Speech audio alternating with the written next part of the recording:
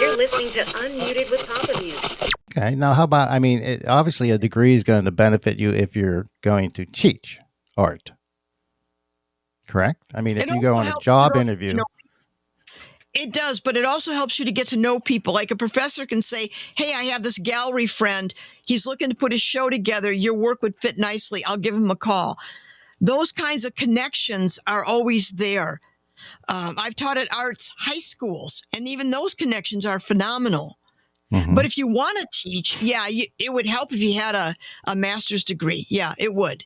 Yeah, it's all about networking. No matter what field, you got to network and Yeah. connect.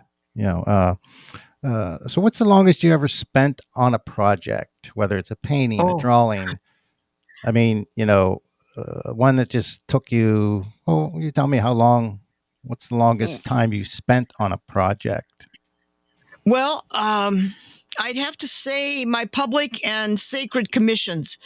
I did the Falling Water skylight for the Minnesota Judicial Center. It's a 7-ton glass and steel sculpture skylight suspended on the state capitol grounds in the Supreme Court building. And that was a major project because, first of all, it was a competition, a national competition. And then after that part of it and being selected, you have the fabrication phase. You generate hundreds of drawings. I build architectural models. I think I've built 400 or 500 architectural models of my own work. I'm always building things. Okay. And so a project that was almost like, I would say 9 months, 10 months. Wow. Just a steel yard, it took them 5.5 months it was pure compound geometry, these structures. So the steel yard guys, they had my huge model. It was like 3 feet by 4 feet that they were using. And it took them 5.5 months to weld. And boy, talk about artwork. Those guys are amazing. What they can do with welds, they're beautiful. They're exquisite.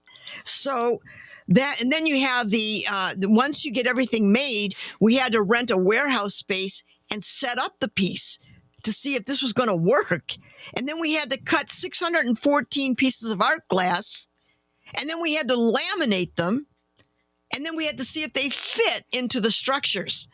So there's a lot of things to this. I think there's a video on that, right? I in my research, I think there was some kind of document. I don't know if it's a documentary on that project or is that a different one? That was a different project. That was Redemption Window. Yeah, right. That was 14 foot by 8 foot. Again, a glass and steel structure of a 3-dimensional sacred window that punches out from the building. And that was another one that, you got to fabricate that in steel. And you really do fly by the seat of your pants, but you've got a lot of people working on it. So you got to make sure everybody's on the same page. Yeah. Okay. It's really fun. I mean, really, when you think about it. Sure. Yeah. I mean, if you're into it, you gotta, it takes time. So tell us about your book, The Creative Process. I know it's a small thing, but the ebook. And so what you're talking about is 8 short stories to fuel your creative journey. Correct. Right. That's the book. And what those were based on different little talks I gave called In-Betweens. So when I do my podcast, I have what's called In-Betweens from interviewing guests. And I talk about things like what is a creative block, or perfectionism, or perfection isn't. And so I talk about these things that artists deal with. So let's talk about perfectionism. I'm sure you've had this conversation with people. Everybody has, like, oh, I really want to do this, but I don't because I wouldn't be perfect at it. I mean, have you heard that? I mean, people, yeah. And so I got to tell you, it makes me crazy to hear that. I taught art school for many years, college and high school.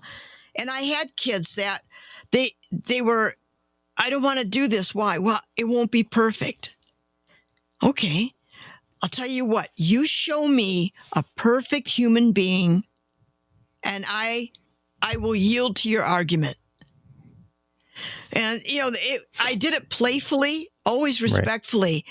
But to talk about perfectionism is a way to paralyze yourself. It's a way to make yourself so self-conscious you don't allow that spark of what's inside of you to come out.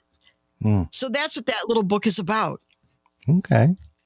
So art, I mean, does art help you in other areas of life? I know it sounds like a dumb question, but I'm thinking, you're locked into art and art. Is it helping you in other areas of life besides meeting people, of course? That's a profound question. I think art has saved my life.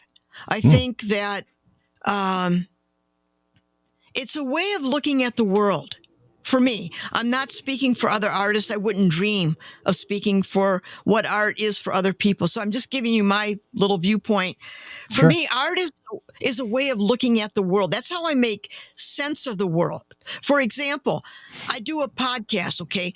But what do? I make a poster of my guest and their work. I saw Every that guest too. has a poster designed about them and their work. Now, why the hell would I do that? Because I have to make art out of everything I do. It's just the way I roll.